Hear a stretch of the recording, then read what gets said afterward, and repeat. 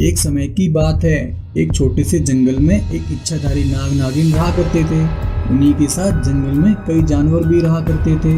उन जानवरों में हाथी, घोड़ा, चीता, शेर और भालू जैसे कई जानवर आपस में मिलजुल कर रहते थे। एक दिन एक व्यक्ति जंगल में अचानक से आ जाता है। जंगल को देखकर वह हैरान रह जाता है और कहता है, अरे वाह, ये तो बहुत ही बड़ा जंगल है। इस जंगल में तो बहुत ही हरे भरे पेड़ दिख रहे हैं। इस जंगल में मैं लकड़ियाँ काट कर मार्केट में बेचूंगा और खूब पैसा कमाऊंगा। लेकिन इन बड़े बड़े पेड़ों को काटने के लिए मुझे क्रेन लेके आनी पड़ेगी। उन्हीं से इन पेड़ों को काटूंगा। ऐसा कहकर वह क्रेन लाने के लिए जंगल से चला जाता है। और अगले दिन वह लालची व्यक्ति जंगल में क्रेन लेके आ जाता है।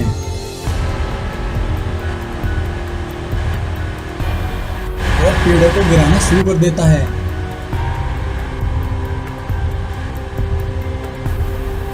उसे लकड़ियां काटता देख जंगल के सभी जानवर भागे भागे उसके पास आ जाते हैं और उस पर घुर्राने लगते हैं।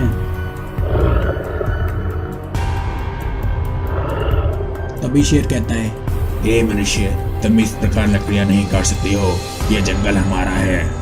शेर की बात सुनकर वह लालची व्यक्ति शेर से कहता है, यह जंगल तुम्हारा नहीं है। मैं इस जंगल से खूब लकड़ियां काटूंगा और बाजार में बेचकर खूब पैसा कमाऊंगा। तुम मुझे नहीं रोक सकते हो। इतना कहते ही वह शेर पर गोली चला देता है। गोली लगने से शेर की वहीं मृत्यु हो जाती है। शेर की गोली लगते ही सभी जानवर वहां से भाग जाते हैं और इच्छाधारी नाग नागिन के पास पहुंच जाते हैं। तभी इच्छाधारी नागिन उनसे कहती है, अरे क्या हुआ? तुम सब लोग इतने घबराए हुए क्यों लग रहे हो? हे नागिन, जंगल में एक मनुष्य घुस आया है। वह जंगल में पेड़ों को काट रहा है। हमारी मना करने पर उसने हमारे शेर भाई को मार डाला। इसलिए हम सब आपकी शरण में आए हैं। हे इच्छाधारी नागिन, अब आप ही हमें उस दुराचारी से बचा सकती हैं। यह सुनकर वे दुखी हो जाते हैं। तभी इच्छाधारी नाग कहते हैं, उस दुराचारी ने जंगल के नियमों को तोड़कर बहुत बड़ा अपराध किया है। उसे इसकी सजा जरूर मिलेगी। मुझे बताओ वह कहाँ है। इतना कहकर वे दोनों इच्छाधारी नाग नागिन अपने सांप रूप में आ जाते हैं। उस लालची व्यक्ति का पता पाकर उसकी तरफ निकल पड़ते हैं और जहाँ वह मनुष्य लकड़ियां काट रहा होता है वहां पर पहुंच जाते हैं। उन दोनों को देखकर वह घबरा जाता है और कहता है, अरे ये क्या मुसीबत आ गई।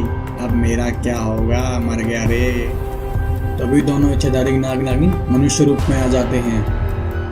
उन्हें रूप बदलता देख वह डर जाता है और कहता है, अरे ये तो कोई इच्छाधारी नाग नागिन लगते हैं। तभी इच्छाधारी नाग उस व्यक्ति से कहते हैं, अरे दुष्ट लालची इंसान, तूने एक निर्दोष जीव की हत्या करके बहुत बड़ा अपराध किया है। तुझे इसकी सजा जरूर मिलेगी। तभी वह लालची व्यक्ति कहता है, अरे ओ मूर्ख सांप, तुम मेरे बीच में मत पड़ो, वरना तुम्हें भी उसी तरह मार दूंगा जिस तरह उस शेर को मारा था। इतना कहकर वह अपनी बंदूक उठा लेता है। तभी इच्छाधारी नाग नागिन उस पर अपने सांप छोड़ देते हैं और उसे बंदी बना लेते हैं। कैद होने के पश्चात वह कहता है, हे इच्छाधारी नाग नागिन, मुझे क्षमा कर दीजिए। मुझसे बहुत बड़ी गलती हो गई है। लालच में आकर मैंने जो पाप किया है मुझे उसका सबक मिल गया है। यह सुनकर इच्छाधारी नाग कहते हैं, तुम्हें तुम्हारी गलती का एहसास हो गया, यह बहुत बड़ी बात है। लेकिन ध्यान रखना, जीवन में कभी भी ऐसा पाप दोबारा कभी मत करना।